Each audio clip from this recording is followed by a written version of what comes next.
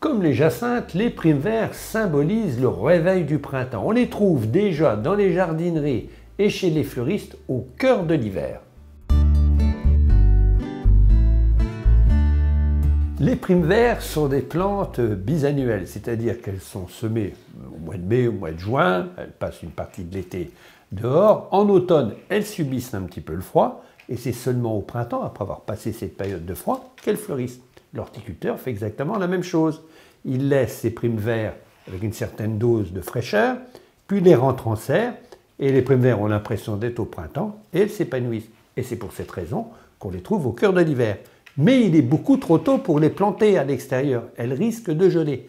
Donc on va les entretenir à la maison avec des entretiens quasi journaliers. Ce qui est important au moment où vous allez choisir des primes-verts dans votre jardinerie, c'est la quantité de boutons et non pas la quantité de fleurs. Ici, on voit une prime-vert avec des fleurs fanées, avec peu de boutons à la base. Donc la floraison est quasi terminée. Pour l'autre prime-vert, on voit des fleurs, mais à la base, il y a des boutons. Donc elle va poursuivre sa floraison. Donc ce qui est important, beaucoup de boutons et peu de fleurs. Les primes-verts ont besoin d'être soignés tous les jours. Utilisez une paire de ciseaux pour retirer les fleurs fanées au fur et à mesure. La fleur ne dure pas très longtemps lorsqu'elles sont à la chaleur, donc il est important de les retirer au fur et à mesure. Si vous laissez des fleurs fanées, elles risquent de pourrir et faire pourrir le reste du prime-vert. Et si on observe bien les primes-verts, il y a toujours quelques feuilles jaunes. Donc vous utilisez toujours votre paire de ciseaux, vous allez vers la base, et cette feuille jaune qui est en train de pourrir, vous la retirez. S'il y en a d'autres, c'est pareil.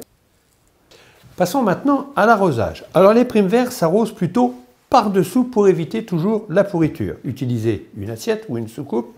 Vous posez votre coupe sur l'assiette et vous l'arrosez par le bas. Et par subirrigation et par capillarité, l'humidité va monter à l'intérieur aux racines et ça sera largement suffisant pour qu'elles puissent s'abreuver. Et surtout, n'apportez jamais d'engrais sur les primes-verts lorsqu'elles sont en fleurs. On en apportera plus tard. Ces primes-verts, si vous voulez les conserver longtemps à l'intérieur, eh bien le soir, la nuit, s'ils ne gèlent pas, vous les sortez, vous les mettez sur le rebord d'une fenêtre à l'extérieur et le matin, vous les rentrez à l'intérieur avec un peu de chaleur. Elles continueront à fleurir beaucoup plus longtemps. À l'intérieur, une fois que vos primes-verts sont défleuris, surtout n'attendez pas. Prenez toujours votre paire de ciseaux, un bon nettoyage, vous retirez toutes les fleurs fanées et ces mêmes primes-verts, vous allez les planter dehors, à l'extérieur, dans un endroit bien exposé au soleil ou mi-ombre.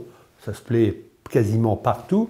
Et ces primes-verts, l'année prochaine, vous les retrouverez en pleine fleur avec les mêmes couleurs. Seulement, les primes-verts, ça s'hybride, ça se mélange avec d'autres primes-verts et les jeunes petites primes-verts que vous aurez dans votre jardin n'auront que des couleurs pastel.